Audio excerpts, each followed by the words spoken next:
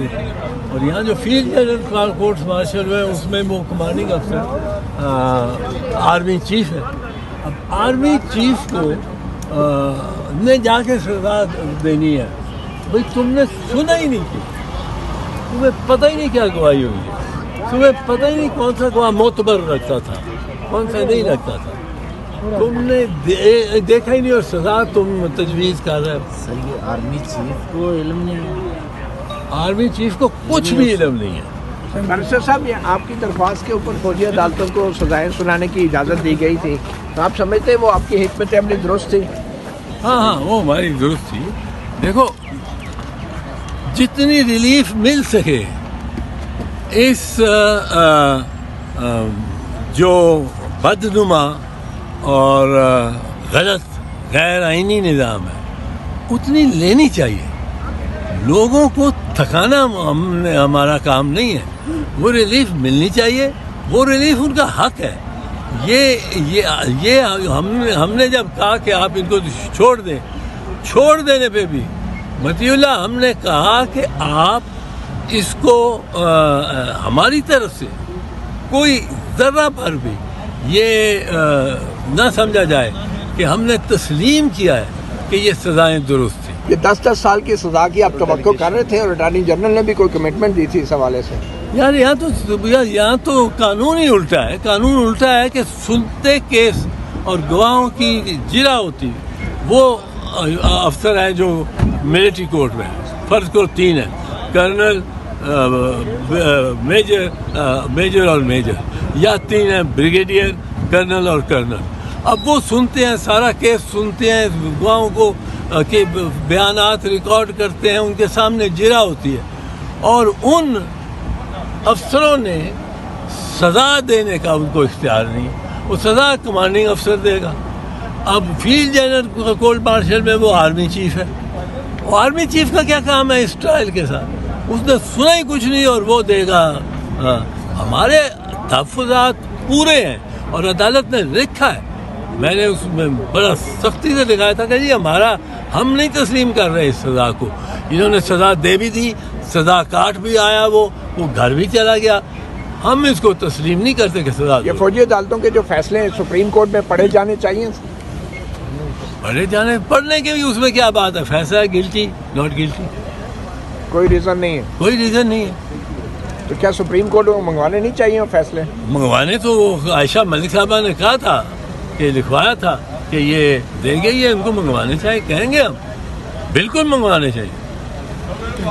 Military court کا جو فیصلہ ہے اس کا آپ انٹرنیشنلی طور پہ بھی ایک ہم دیکھ رہے ہیں کہ اب یورپی یونین جو ہے اس نے بڑا اس پہ ریئیکٹ کیا ہے کہ جو پاکستان کے اندر جو فیصلہ آیا اس کو انہوں نے کنڈیمڈ بھی کیا ہے, اور انہوں نے کہا کہ اس کے حوالے سے وہ کوئی خاص طور پہ انسانی حقوق کے حوالے سے جو پابندیاں ہیں وہ بھی سامنے آ سکتی ہیں. اس کا ذمہ دار کون ہوگا؟ بسم اللہ الرحمن الرحیم. سب سے پہلے تو میں یہ گزارش کرتا ہوں کہ ملٹری کورٹس 1952 کا جو آرمی ایکٹ ہے اس کے تحت بنائی گئی ہیں, لیکن جو لوگ آرمی کے ڈسپلن میں نہیں ہیں, انڈر ایڈمنسٹریشن نہیں ہے, تو ان کے اوپر آرمی کورٹ کی جورسڈکشن نہیں بنتی.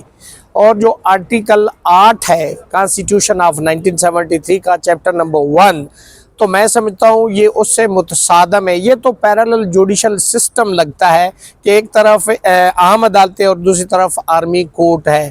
آپ دیکھیں جہاں پہ پورے پاکستان کی عدالتیں ایک طرف کام کر رہی ہیں, وہاں پہ آرمی کورٹ بھی ساتھ اگر کام کر رہی ہے, تو اس سے امپریشن کیا جائے گا آپ کے ملک کا, آپ کی جمہوریت کا, آپ کے نظام انصاف کا کیا امپریشن جائے گا. میں سمجھتا ہوں کہ اس پہ جواد خواجہ صاحب نے ایک پٹیشن فائل کی تھی جس پہ انہوں نے آرمی ایکٹ 1952 کا جو آرٹیکل 2D1 ہے اس کو انہوں نے چیلنج کیا, اور انہوں نے کہا کہ جی یہ جو آرمی ایکٹ 1952 کا یہ سیکشن ہے یہ ریپگنٹ ہے towards the fundamental and constitutional rights of citizen of Pakistan. تو سپریم کورٹ نے اس پہ ہولڈ کر دیا کہ بالکل یہ درست ہے کہ یہ ریپگنٹ ہے, اور اب چونکہ اس ججمنٹ کو ریویو میں چیلنج کیا گیا ہے اور اس کا آپریشن سسپینڈ ہے. لیکن میں سمجھتا ہوں کہ میری بینگ اسٹوڈنٹ آف لا ये मैं बहुत क्लियर हूँ कि जो सिविलियन है उनका ट्रायल वहाँ पे नहीं हो सकता। ये इंसानी हकूक़ का मामला है और वहाँ पे जैसे ट्रायल होता है वो भी आपको पता है, वहाँ पे जजमेंट और कानून शहादत, CRPC, 10A, ये सारी चीज़ें वहाँ पे जिस तरह से इंक्वायरी होती है वहाँ पे ये अवेलेबल नहीं है। इसीलिए जो अपील होती है वो चीफ ऑफ आर्मी स्टाफ के पास होती है आर्मी कोर्ट के फैसले के खिलाफ, और उस फैसले के खिलाफ हाई कोर्ट में रिट होती है, और अगर रिट में भी अपहेल्ड हो जाए तो फिर सुप्रीम कोर्ट जाया जाता है। तो मैं समझता हूँ कि ये पिछली हुकूमतें भी आर्मी कोर्ट के ट्रायल के हक में थी, ये भी उनके हक में है, लेकिन बीइंग स्टूडेंट ऑफ लॉ और सिटीज़न ऑफ पाकिस्तान मैं बिल्कुल इसके खिलाफ हूँ और ये बिल्कुल गलत है और ऐसा नहीं होना चाहिए। रियासत अली एजाज साहब, आप जिन लोगों को सजाएं सुनाई गई हैं, फर्दर उनके ऊपर लॉ रेमेडी क्या बनेगी? क्या कौन सा कानून अवेल करना चाहिए उनको? क्या सिविल कोर्ट से उनको सपोर्ट कर सकते हैं या फिर मिलिट्री कोर्ट से ही उनको अपीलों का जो सिलसिला आगे सजाएं? देखिए, ट्रायल तो वहाँ पे चला है और उस आर्मी एक्ट के जिसका मैं 21D की जिसकी मैंने बात की उसके तहत तो अब appeal chief of army staff के पास ही है। उसके बाद चूंकि एक ही अपील दी गई, अगर फिर भी कोई शख्स एग्रीव्ड है तो वो हाई कोर्ट में जा सकता है और उसके बाद वो सुप्रीम कोर्ट जा सकता है। और बहुत सारे इश्यूज ऐसे हैं, यानी आप अगर रिट में जाते हैं हाई कोर्ट में तो 4 ग्राउंड आप ले सकते हैं कि कोरम नॉन जुडिस है, या जुरिस्डिक्शनल एरर है, या आर्टिकल 10A नहीं दिया गया, या मिस कैरेज ऑफ जस्टिस है। इस ग्राउंड पे आप आ सकते हैं और वहाँ पे जजमेंट ही नहीं होती, वहाँ पे गिल्टी और नॉन गिल्टी होता है।